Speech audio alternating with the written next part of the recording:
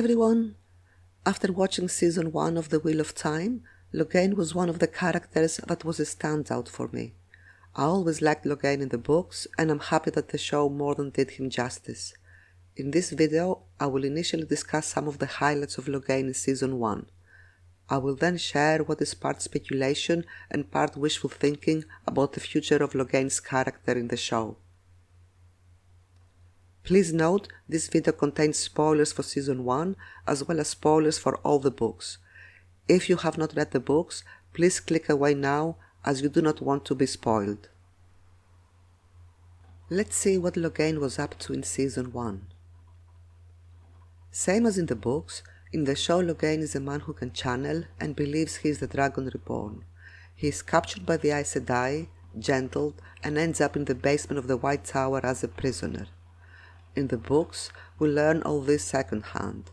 In the show, we actually get to see this. I think this was a great choice by the show.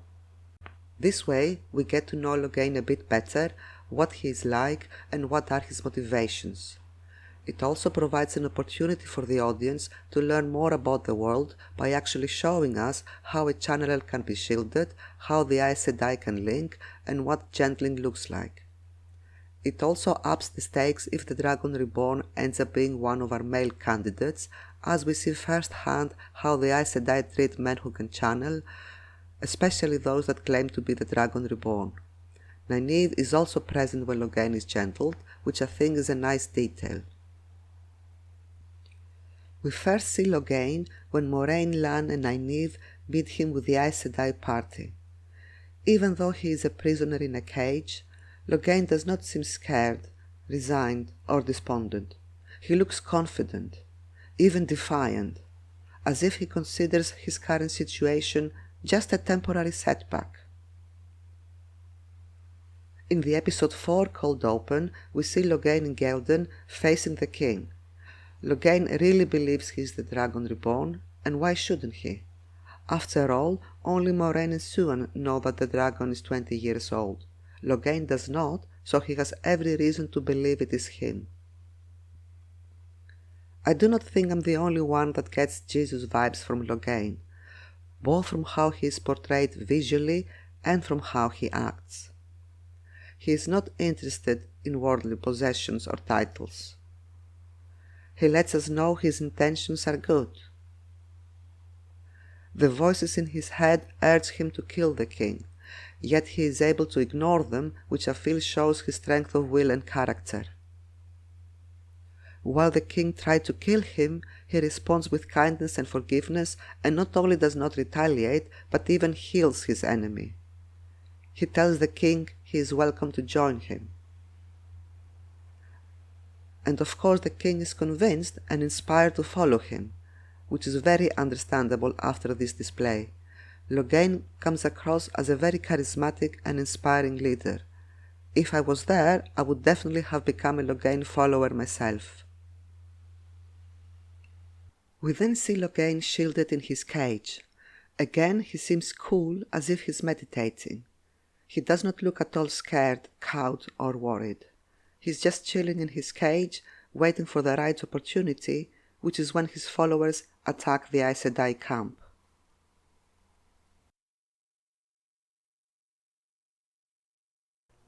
I have heard some speculation that maybe Liandrin dropped her shield on purpose. We cannot know for sure what the writer's intent was, however this is not how I interpreted this scene. Yes, Liandrin has made a valid point that travelling all the way to Tar Valon with a shielded Logain is very difficult and dangerous, and it would be preferable to gentle him sooner rather than later. And yes, we know Liandrin is on a mission to gentle male channelers at every opportunity, and the rules about having a trial first is just bothersome and unnecessary red tape. She may even have the intent of dropping or weakening her shield at some point in order to get an opportunity to convince her sisters that he needs to be gentled now. However, I feel Liandrin is not stupid, careless or impulsive. If she were to do that, she would do it at an appropriate moment where more Aes Sedai are around and can help contain Logain. She would not do that at the worst possible time when their camp is attacked and all other Aes Sedai and warders are busy fighting Logain's army, and there are just 2 Aes Sedai to try to reshield and gentle him. Furthermore, from what we have seen of Logain and his attitude so far, I personally got the impression that he was just biding his time. Liandrin herself points out, "Look at him, not a bed of sweat on his brow, not a tremor in his lip, while we are almost ragged." I feel this is intended to convey to the audience the idea that Logain is not even trying, and he could have broken the shield of 2 Aes Sedai at any moment. But Logain also is not stupid, and there would be no point in him breaking the shield of 2 Aes Sedai, as he would not get far trying to escape from a camp with another 6 Aes Sedai plus their warders. So I think he was just waiting for the appropriate time to do it, which is when his army attacks. A little bit later, Logain has his tete-a-tete with Moiraine, who distracts him, and we end up having Logain versus 3 Aes Sedai trying to shield him, and Karenni is killed. On this point, I wanted to mention that Karenni was very likable, and I was sorry she died, but I do not blame Logain. In my view, it was self-defense.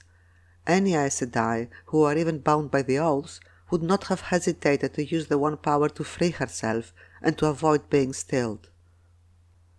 I also like that he stands still while channeling, no moving of hands or anything. This is an interesting contrast to how we have seen Moiraine and other Aes Sedai use their hands while channeling, as presumably this is how they were trained. On the other hand, Logain did not go to the White Tower to train, he is self-taught and he has learned to channel with no hand movements. I really like that attention to detail. We see that both in the cold open, as well as when he is facing the Aes Sedai. After Karenni is killed, again the Aes Sedai are trying to shield him in what is essentially a bras de fer with the one power. Then Stepin unwisely tries to attack Logain, which provides Logain with the opportunity to use Stepin's axes to injure everyone, some fatally.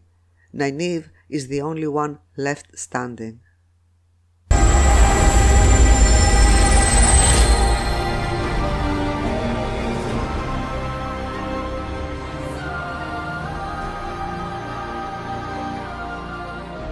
Like a radiant sun. I love how the writers constructed this whole scene, with all pieces working together. Moiraine's word from earlier make Logain realize that he is not the Dragon Reborn after all. Imagine how painful that realization must be for him. He is surprised, shocked. He really believed he was the Dragon Reborn, and he went on this mission recruiting followers and starting a war, and now he realizes it was all for nothing. He is not who he thinks he was. I really feel for him, and I'm happy that the show actually shows us the moment of Logain's realization. I do not think this was ever explicitly mentioned in the books. We assume that at some point he accepts he is not the Dragon Reborn, but when or how this happened is unclear. I prefer the show version, where we are actually shown this, as whether someone believes he is the dragon is rather important. At the end of episode 7, Rand realizes he is the dragon. At the end of episode 4, Logain realizes he is not. And then worse is yet to come for poor Logain, as Liandrin gets her way and he is gentled on the spot.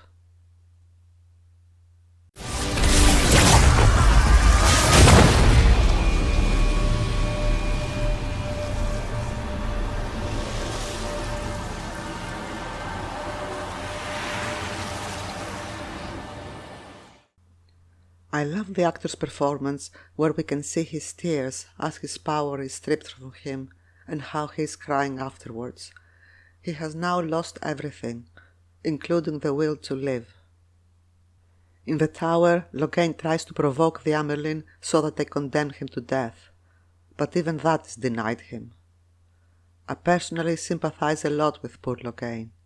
I absolutely loved how the show portrayed him, and I think the actor, Alvaro Morte, did an amazing job. Logain started off being cool, powerful, confident, and he ends up stripped of his power, stripped of his will to live, shattered, humiliated, seemingly destined to spend the rest of his days as a prisoner in the tower. Someone who has only watched the show will likely think that this was an interesting cameo character in Season 1 and Logain is now done for. But maybe, just maybe, the pattern is not done with him yet. Maybe when one has fallen so low, the only way to go is up. I was as surprised as everyone to see Logain appearing in the Season 2 trailer, apparently bonding with Rand over breakfast in some gardens. This surpassed my wildest expectations. I thought at most we may briefly see him as a prisoner in the tower in Season 2. In hindsight, it makes sense that since the show has invested in his character and we have an actor of Alvaro Morte's caliber, they would make sure to make use of him rather than leave him languishing in a cell. I'm very excited to see what Logain will be up to in Season 2. I will now go into what Logain, as well as other characters, get up to in the books, so I will repeat my spoiler warning. If you have not read all the books, please click away now. For our book readers still with us, Book Logain is captured and gentled by the Aes Sedai. He languishes gentled as a prisoner of the Aes Sedai for 3-4 books, then he gets his powers back and goes to help Rand. The only thing I clearly remember about Logain in the books is being healed. If someone asked me what he does once he joins the Black Tower, I would struggle to answer. I like the premise of Logain's character in the books. He really believes he is the Dragon Reborn and that it's up to him to save the world. But it turns out he is not. Despite this disillusionment, he must put aside his disappointment and personal pride and decide that his mission now is to help the real Dragon Reborn. It takes courage and integrity to accept to play second fiddle to the Dragon Reborn when all this time you thought you were the one. And despite not being the dragon, he gets to do great things. Or so I hoped. In my personal view, Logain got to do too little, too late. The setup for his character was promising, but personally I think there was no payoff. I have seen that at least some other book readers also feel Logain did not get to do enough in the books, and they are happy that the show seems to be giving him a more prominent role. Since his surprise appearance in the trailer for Season 2, I have seen some speculation on whether in the show he may get to also do Androl's role. I have no opinion on whether Androl is going to be in the show or whether Logain may be given part or all of Androl's story. But I personally do not feel that that would solve the problem of Logain doing too little, too late, as Androl only features in the last couple of books, neither does he get to do anything particularly memorable. Another suggestion I heard is whether Logain could replace Asmodean. Asmodean is a Forsaken who we meet at the Waste, I think, and he is captured by Rand and partially shielded by Lamphere, so he can channel only a trickle. The aim is supposedly to be Rand's teacher, but he does not get to teach him anything of importance before he is killed. Readers more knowledgeable than me when it comes to the Forsaken have identified one of the 8 Forsaken statues as Asmodean, as he has a musical instrument, so it seems likely that Asmodean will make the cut. My impression from the books was that he was the most likable and sympathetic of the Forsaken, even possibly redeemable, but he died too soon. Generally in the show, we have fewer characters which we can flesh out more and give them more to do. So if Asmodean is in the show, I expect his character to be more fleshed out, that he actually teaches Rand something important and useful, maybe for example traveling, and that he lasts a bit longer. Maybe he is even redeemed in some way before he dies. For example, he dies saving Rand from another Forsaken. But I cannot see how Logain replacing Asmodean could give something important enough for Logain to do. Logain has no knowledge of weaves from the Age of Legends, and even if he did, I do not feel that this is impactful or important enough as a payoff for his character.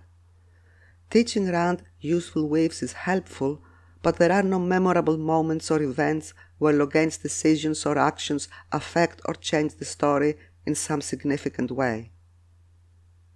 But there is a character who does have such moments. Enter Time, our second false dragon. Time believes he is the dragon reborn, he is captured by the Aes Sedai, but not gentled, he escapes and goes to join Rand. Now everyone's reading experience is different, but personally I was favorably disposed towards Taim when he joined Rand and essentially created the Black Tower single-handedly. As a reader, I am on Rand's side and want him to succeed, so any character who helps Rand is in my good books and I view them very positively. I was even disappointed by Rand's irrational mistrust of him. And when Rand was kidnapped, I was grateful to Taim for taking the Ashaman and going after Rand to save him. He and the Ashaman he trained are instrumental at the Dumais Wells battle. Even more memorable to me was the aftermath of the battle and the line, "Kneel Aes Sedai to the Lord Dragon, kneel or you will be knelt." That alone instantly made Time my favorite of the secondary characters. The reason that scene was so satisfying to me is that I had endured page upon page and chapter upon chapter and book upon book where the Aes Sedai were being very arrogant and condescending towards everyone, including towards Rand. I had lost all patience with them and desperately needed someone to take them down a peg, and Time delivered in a spectacular fashion. After Dumais Wells, I was feeling very positively disposed towards Taim, so imagine my surprise when reading through the Wheel of Time forums at the time I came across Time and Dread. Initially, I was in shock and denial. I felt that it can't be true.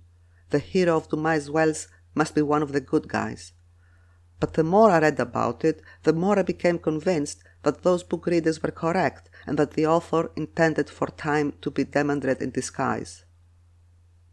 However, in contrast to the question of who killed Asmodean, where the author's hints were not as clear as he thought, sparking years of endless debates, his hints about Time being Demandred were too obvious. And because too many fans had correctly guessed that Time is Demandred, the author changed his mind, made Demandred someone else, and Time became a run-of-the-mill dark friend. We never get to know or understand Time or his motivations, and his actions seem baffling. Did he become a dark friend after joining Rand, as he slowly grew bitter and resentful of playing second fiddle to the true Dragon Reborn, and decided to turn to the dark as this promised the power and glory that he wanted? Or was he a dark friend from the beginning, and only declared himself the dragon because his bosses in the Dark Thread organization instructed him to? And why did he create the Black Tower and went to save Rand at Dumais Wells? Because he was ordered by the higher-ups in the dark side? But then Time has no agency and zero motivation for his actions. And this does not work any better if he is a Forsaken in disguise. The Forsaken are the villains, the antagonists. Why would they help the good guys by creating the Black Tower and help save Rand? Because it somehow helps their evil and very vague plans? I do not feel this is a satisfactory explanation. The only Forsaken who can believably help the good guys, Rand in particular, is Asmodean. That may be the reason the show may include him, even though his role in the books was very limited. Additionally, I feel that Time being revealed as a dark friend has zero impact on the story or Rand.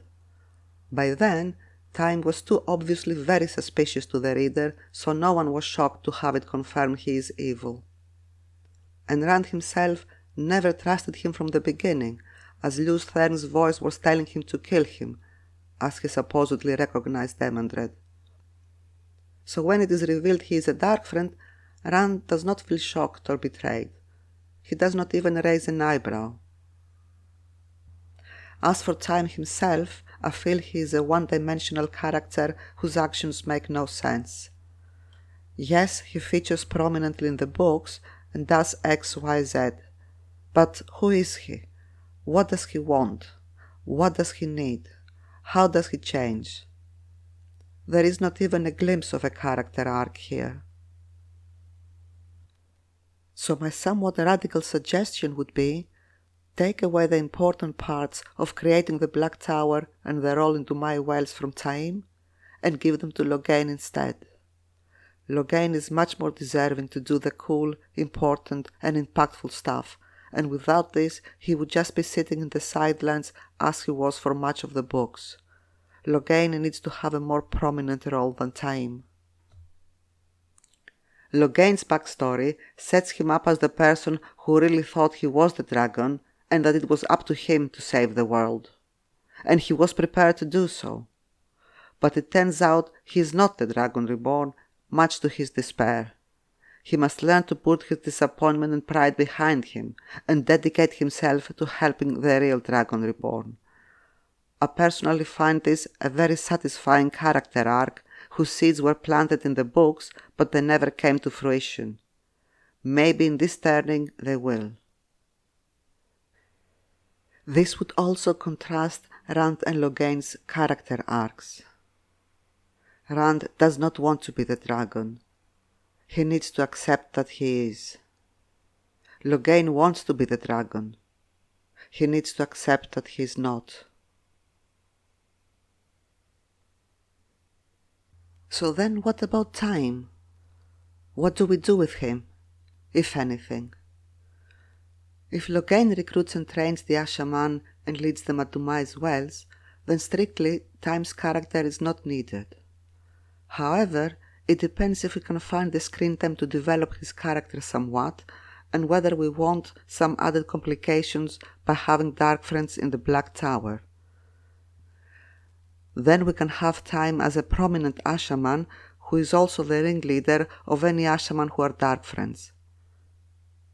Then Taim would be the equivalent of Liandrin to Logain's Zuan. I'm assuming here Liandrin will be revealed as a Dark Friend. Taim could also be a false dragon, but if so, we would learn that off-screen. If he is arrogant and thinks highly of himself, then if he is also a false dragon, that would make him resent the fact that this other false dragon Logain is the top dog in the Black Tower instead of him. That would make him antagonistic towards Logain and provide the opportunity for more conflict. So essentially in this scenario, Logain gets a promotion and Taim a demotion. In my personal view, both very much deserved. Of course, we have no idea what the show writers are planning, but I'm so excited with Logain's very promising start in Season 1 that I have been combing through Season 1 looking for any possible hints or clues to their future plans. Note that I'm recording this before Season 2 is released, so anything that I may be interpreting as a clue may soon turn out to be wrong. When Logain confronts the King of Gelden, what do we notice? A well. Very prominent. What else can it allude to other than Dumai's wells? There is only Logain and the King in this scene, and the King later dies. So the only possible connection is to Logain. Logain has personal experience of what it feels like being held captive and shielded by the Aes Sedai against his will. So when Rand is kidnapped, he would have a strong personal motivation to take action. It is not just the Aes Sedai have captured our boss, I guess we have to go after him, but rather, I have been through this horrible experience myself. We must go immediately after them to free Rand from the Aes Sedai. A counter-argument to this line of reasoning would be that Taim was also captured by the Aes Sedai in the books. However, being a dark friend or forsaken, and hence evil, he would not be motivated by empathy, and he would not go after Rand out of the goodness of his heart. Plus, I'm not sure it is likely we will see a male channeler held captive and shielded by the Aes Sedai 3 times, as it may be repetitive. We saw Logain and learned about shielding. Next time we can go directly to Rand, I feel, rather than insert a third similar scene with Taim.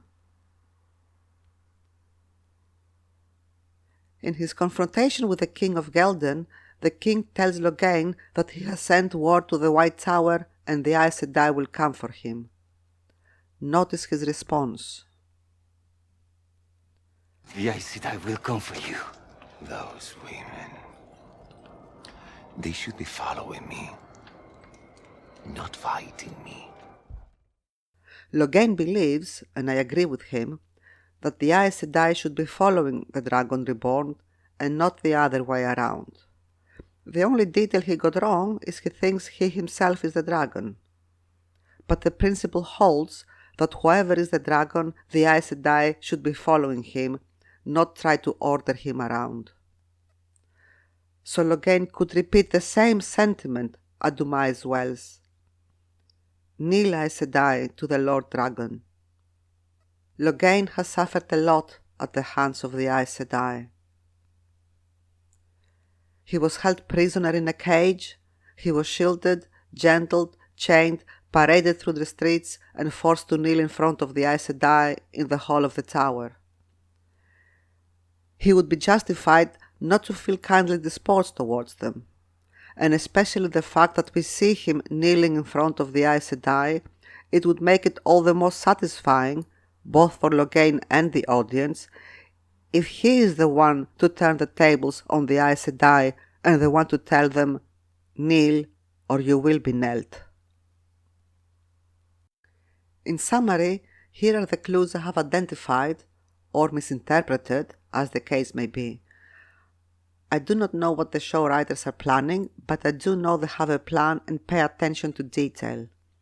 The showrunner Rafe Judkins had mentioned in an Ask Me Anything that the scene from the books that he is most looking forward to is Dumai's Wells, so I'm sure they have given it some thought already.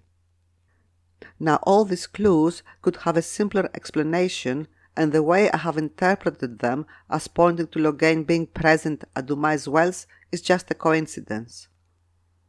On the other hand, when playing detective, there is no such thing as a coincidence. Season 2, which is released soon, may provide us with more hints one way or another, so we'll just have to wait and see what is in store for us. Before I leave you, I wanted to mention a suggestion I read on how the story ends as regards Logain.